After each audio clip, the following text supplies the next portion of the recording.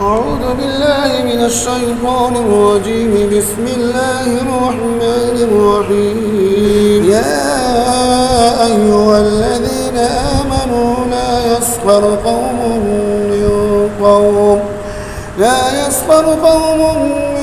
قوم عسى أن يكونوا خيرا منهم ولا نساء من نساء عسى أن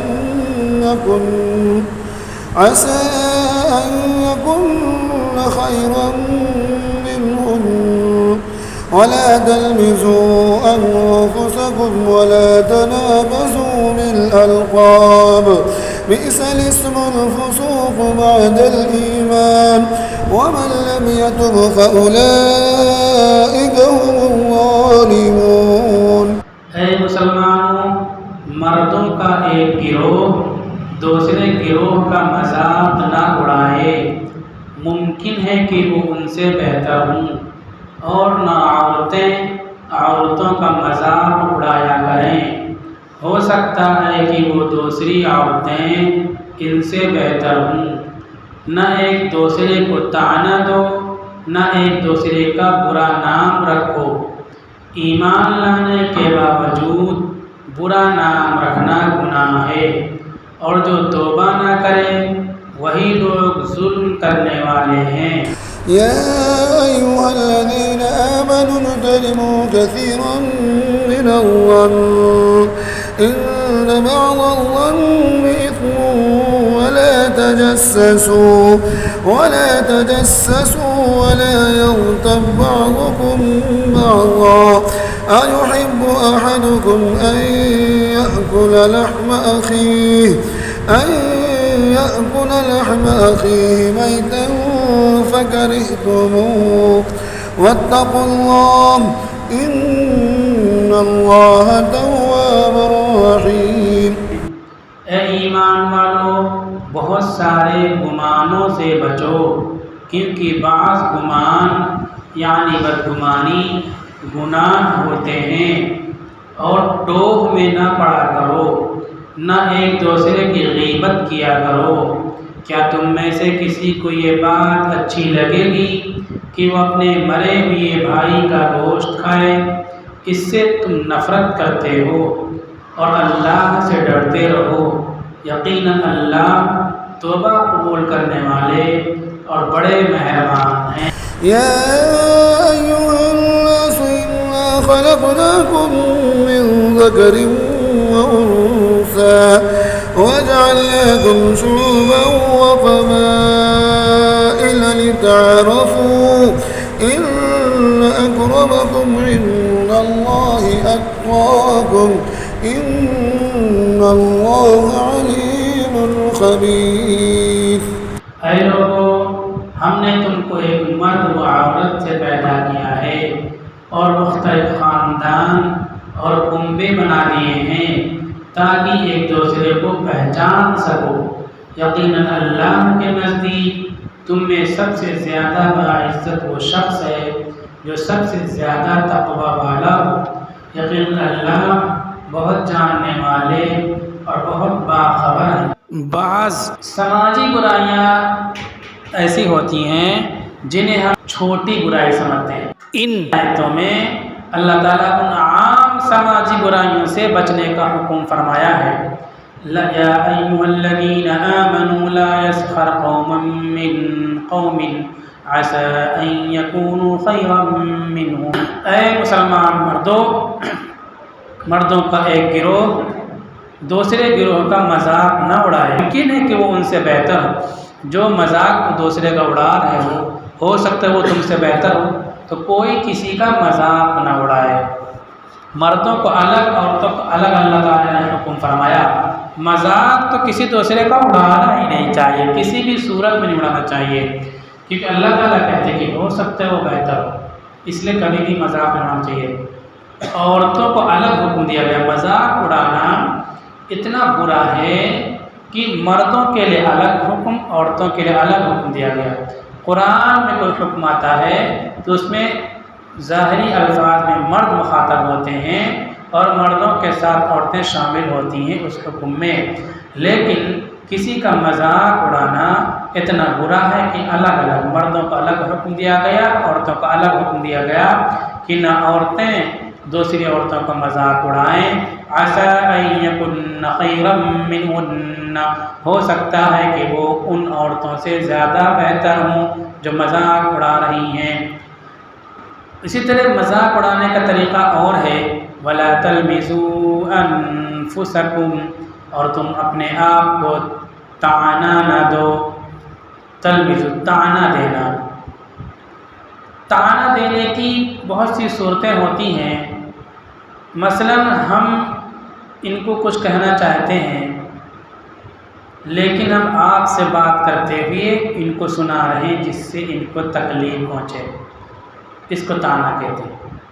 اسی طرح کسی کے جسمانی کوئی عیب ہے، لنگڑا کے چلتا ہے، نگاہ میں کوئی کمزوری ہے، تو ہم ایکٹنگ کریں اس کا جس سے اس کو تکلیف پہنچے، تو یہ بھی طعنہ ہے، اس سے بھی اللہ تعالیٰ نے منع فرمایا۔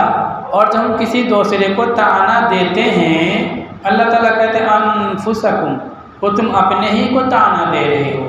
مثلا بیٹا اپنی ماں کو مارے، باپ کو مارے، تو باپ اور ماں کی حفاظت بیٹے کی ذمہ داری تھی، تو جب باپ کو تکلیف پہنچی اس کو بھی تکلیف پہنچی۔ تو اللہ تعالیٰ کہتے ہیں جو تم نے دوسرے کا مذاق اڑایا ہے وہ تمہارا ہی حصہ تھا، تم نے اپنا مذاق اڑایا۔ وَلَا تَنَابَزُوا بِالْأَلْقَابِ، اور نہ ایک دوسرے کا برا نام رکھو۔ برا نام یہ ہے کہ اس میں معنی خراب ہو، جس سے اس کا استخفاف ہوتا ہو، توہین ہوتی ہو۔ یہ برا نام جسمانی عیب کی بنیاد پر نام رکھ لو، آپ کوئی معذور ہے تو اس کا نام لنگڑا رکھ دیا، کوئی آنکھ سے دیکھ نہیں پاتا تو اس کا نام کانا رکھ دیا، کوئی اور جسمانی معذور ہے آپ نے اس نام سے اس کو رکھ دیا۔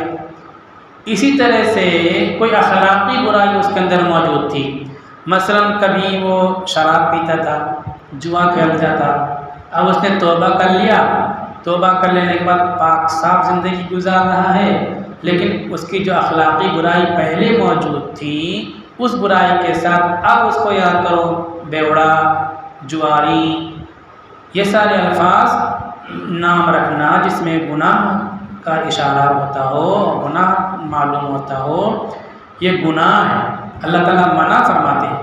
بئس الاسم الفسوق بعد الایمان، ایمان لانے کے باوجود برا نام رکھنا گناہ ہے۔ الگ سے کہا گناہ ہے، پہلے جب کہتے ہیں کہ مت کہو ایسا، آپ ایسا کہو گے تو گنہگار ہوگے، لیکن پھر اللہ تعالیٰ کہتے ہیں کہ دیکھو منع کیا گناہ ہو جائے گا، لیکن پھر وضاحت کر رہا ہوں، اللہ تعالیٰ وضاحت کر رہے ہیں کہ برا نام پکارو گے تو یہ گناہ ہے، ایمانی شان کے خلاف ہے کہ ہم کسی کو غلط نام سے پکاریں۔ وَمَن لَّمْ يَتُبْ فَأُولَٰئِكَ هُمُ الظَّالِمُونَ، اور جو توبہ نہ کرے وہی لوگ ظلم کرنے والے ہیں۔ اس طرح آپ نے کسی کا مذاق اڑایا، کسی کی ایکٹنگ کر کے ہنسی اڑائی، کسی کا غلط نام رکھ کر کے رسوا کرنے کی کوشش کی، اللہ تعالیٰ کہتے ہیں کہ تم ظالم ہو، تم گنہگار ہو، تم مجرم ہو۔ ان گناہوں سے اگر تم نے توبہ نہیں کیا تو تم ہی ظالم ہو، اولئک هم الظالمون۔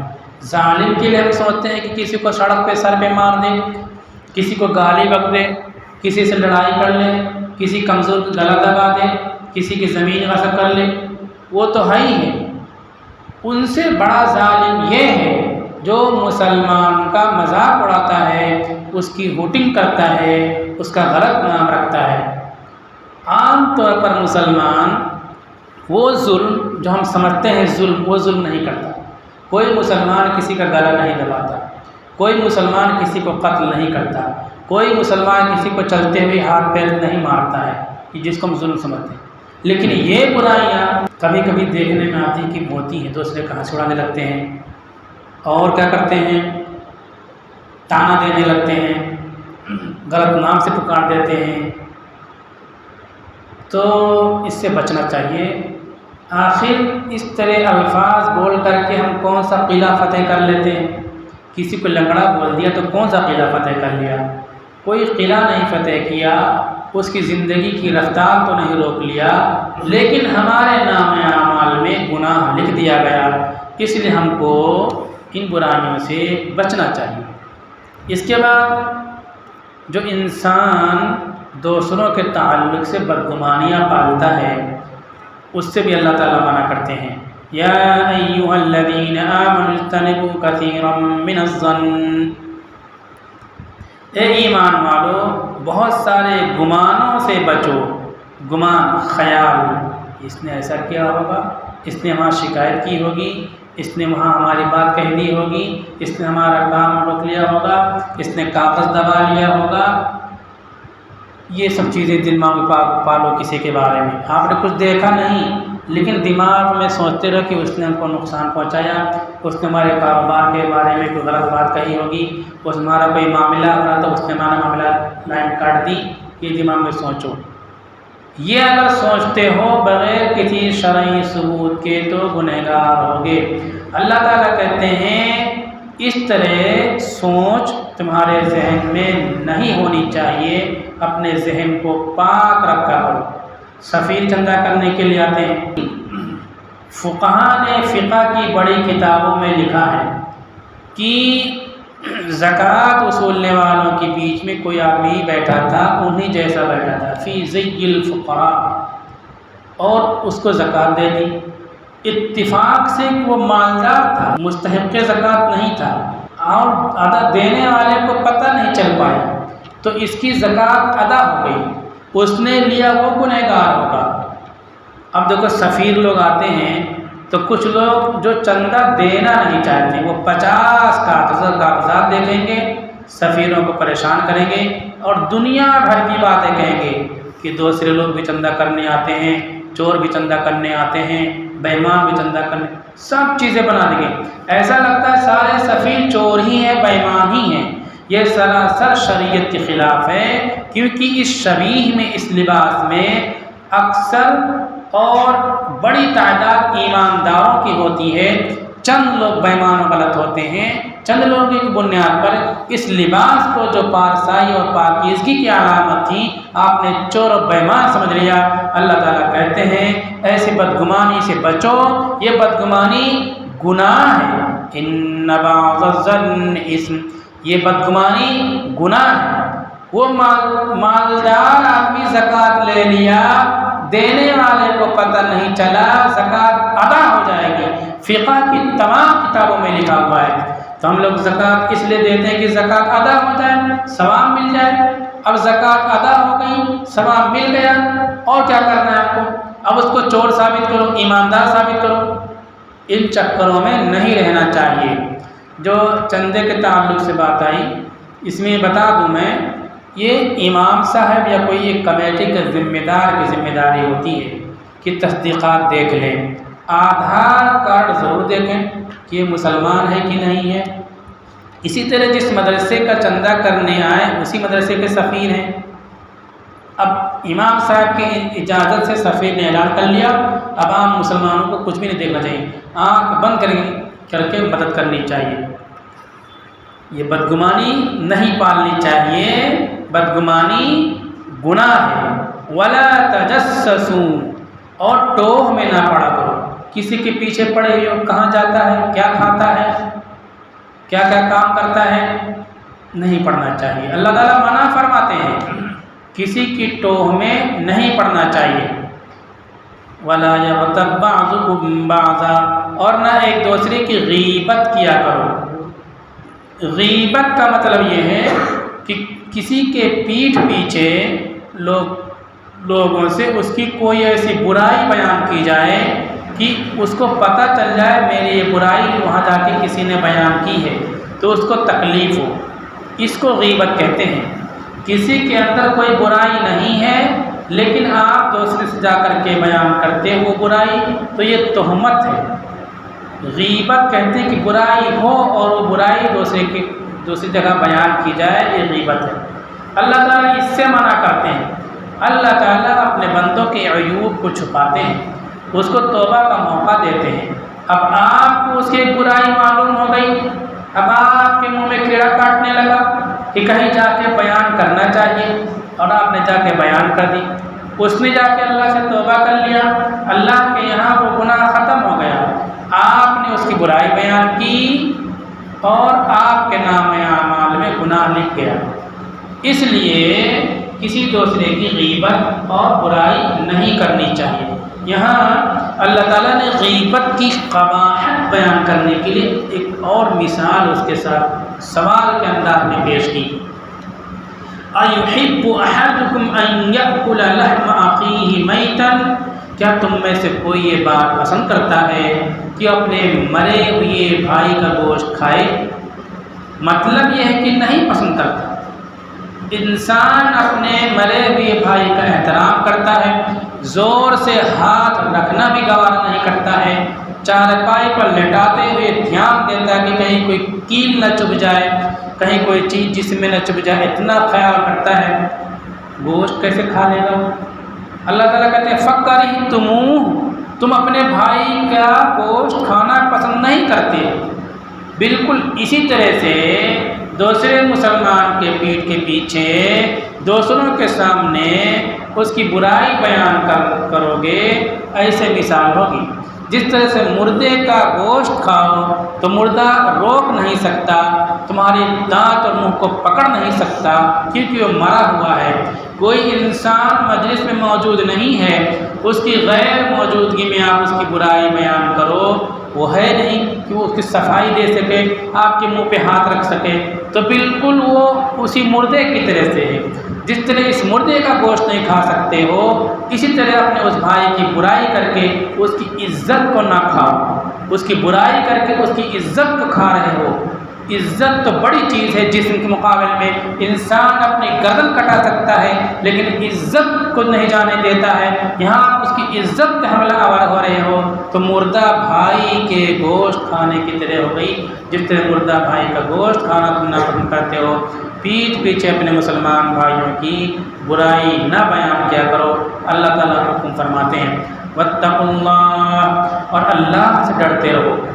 اگر کسی مسلمان کی برائی کرتے ہو اس کے پیٹھ پیچھے، تو مطلب یہ ہے کہ تمہارے دل میں اللہ کا ڈر، اللہ کا خوف نہیں ہے، تم متقی اور پرہیزگار نہیں ہو، تم بہت ہی دیکھنے میں پارسا ہو، بہت تمہارا نام چلتا ہے، لوگ دعائیں کرانے تمہارے پاس آتے ہیں، لیکن تم مسلمان کی پیٹھ پیچھے برائی کرتے ہو تو اللہ کی نظر میں تم متقی پرہیزگار نہیں ہو۔ ہم لوگوں کو اس سے بھی بچنا چاہیے۔ ٹائم پاس کرنے کے لیے، وقت گزاری کے لیے کسی کی غیبت نہیں کرنی چاہیے۔ اب میں جو آیت نمبر 11 سے 13 تک جن برائیوں سے رکنے کی ہدایت کی گئی، نمبر 1 ان کو ذکر کرتا ہوں، یاد کرنا تو یاد کر لیں، ورنہ ویسے کان میں بات پڑی رہے گی، ان پر عمل کرنے کی کوشش کریں۔ پہلی ہدایت یہ دی گئی کہ ایک دوسرے کا مذاق نہ اڑائیں، نہ ایک مرد کو کسی دوسرے مرد کا مذاق اڑانے کی اجازت ہے، نہ ایک عورت کو دوسری عورت کا، دوسرے کسی کو طعنہ نہ دو۔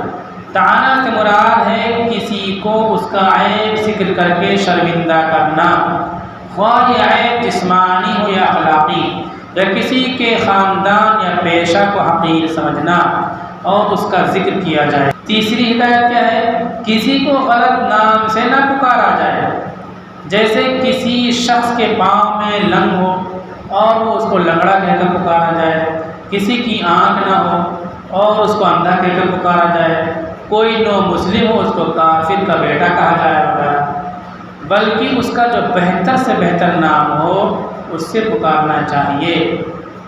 البتہ اگر کسی کی شہرت عیب ظاہر کرنے والے نام سے ہی ہو اور وہ اس کو برا نہ مانتا ہو تو اس نام کے لینے میں حرج نہیں۔ چوتھے، کسی کے بارے میں بدگمانی رکھنے، غلط سوچنے سے بچو، کیونکہ اکثر و بیشتر بدگمانی ہی سے اختلافات پیدا ہوتے ہیں اور جھگڑ لڑائی تک نوبت پہنچتی ہے۔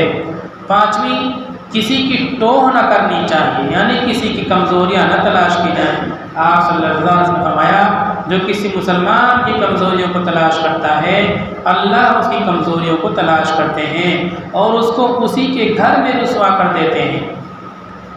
چھٹے، غیبت نہ کی جائے۔ غیبت سے مراد یہ کہ جس شخص میں کوئی جسمانی یا اخلاقی عیب اور ایسی بات ہو جس کا ظاہر ہونا اسے پسند نہ ہو، اس کا دوسروں سے ذکر کیا جائے، یہ بھی حرام ہے اور کبیرہ گناہوں میں ہے۔ البتہ اگر کسی شخص کو ظلم سے بچانے اور ضرر سے بچانے کے لیے غیبت کرنا یا ظالم کے ظلم کے خلاف فریاد کرنے کی ضرورت ہو تو وہاں آپ کہہ سکتے ہیں۔ جیسے کہ کوئی چور ہے، وہ چور کرتا ہی رہتا ہے، تو ان لوگوں کو بتا دے بھیا یہ آدمی ایسا ہے، بار بار چوری کر چکا تھا، بچنا۔ تو یہاں ظلم سے، ضرر سے، نقصان سے بچانے کے لیے بتایا جا رہا ہے، تو یہ جائز ہے۔ اسی طرح سے حاکم کے سامنے کوئی غلطی کرتا ہے سماجی لحاظ سے تو حاکم کے سامنے جا کر کے بیان کر سکتے ہیں یہ فلاں آدمی غلط ہے، محلے بستی میں اس کے خلاف کارروائی کی جائے۔ لیکن ٹائم پاس کرنے کے لیے نہیں، مزہ لینے کے لیے نہیں۔ اگر مزہ لینے کے لیے کسی کی برائی کرتے ہیں تو غیبت ہے، ناجائز ہے، گناہ ہے۔ ساتویں، انہی ہدایت کے پس منظر میں یہ بات کہی گئی کہ خاندان اور قبیلہ کی تقسیم اونچ نیچ کی بنیاد پر نہیں۔ فرمایا شعوبا و قبائل، شعوب کہتے ہیں خاندان کا اوپری حصہ۔ اوپری حصہ بہت طویل ہوتا ہے، جیسے سید رسول اللہ صلی اللہ علیہ وسلم گھرانے کے، وہ چلتے چلتے افغانستان، ہندوستان، پوری دنیا میں پھیل گئے تو اس کو شعوب کہیں گے۔ اب ایک برانچ ان کی یہاں مہید پور میں آ گئی اور ایک محلے میں بس گئی تو اس کو قبیلہ کہیں گے۔ تو یہ جو خاندان آیا، یہ قبیلے آئے، اس میں کوئی خاندان اور قبیلہ عزت والا اور کوئی ذلت والا نہیں ہے۔ اللہ کی نظر میں سب برابر ہیں۔ یہ ساری برائیاں ذکر کرنے کے بعد خاندان اور قبیلوں کو برابر اس لیے کہا گیا کہ یہ اتنی برائیاں جو انسان کے اندر پیدا ہوتی ہیں عام طور پر اپنے کو اچھا سمجھنے کی وجہ سے، دوسروں کو حقیر سمجھنے کی وجہ سے پیدا ہوتی ہیں۔ خاص طور پر خاندانی نسبتوں کی بنیاد پر انسان اپنے آپ کو اچھا سمجھتا ہے اور دوسرے کو حقیر سمجھتا ہے، اسی لیے دوسرے خاندان کا مذاق اڑاتا ہے انسان۔ اللہ تعالیٰ کہتے ہیں یہ خاندان قبیلے ہم نے جو بنایا صرف پہچان کے لیے بنایا ہے، کوئی خاندان افضل، کوئی خاندان نیچ نہیں ہے۔ ان اکرمکم عند اللہ، اللہ کے نزدیک تم میں سب سے زیادہ عزت والا وہ ہے اتقاکم، جو زیادہ اللہ سے ڈرنے والا ہو۔ یہ چمڑے کا کام کرنے والا، یہ نالیاں صاف کرنے والا، اس کے دل میں اگر اللہ کا ڈر، اللہ کا خوف ہے، حلال روزی کی طلب اس کے اندر ہے، تو اس خاندان سے جو اپنے کو سید، مغل اور پٹھان اور بادشاہ اور ولیوں کے گھرانہ کا کہتے ہیں، ان سے یہ افضل ہوگا۔ نبی کی اولاد ہے، نبی کی اولاد نوح علیہ السلام نبی کے سامنے ڈوب رہی ہے۔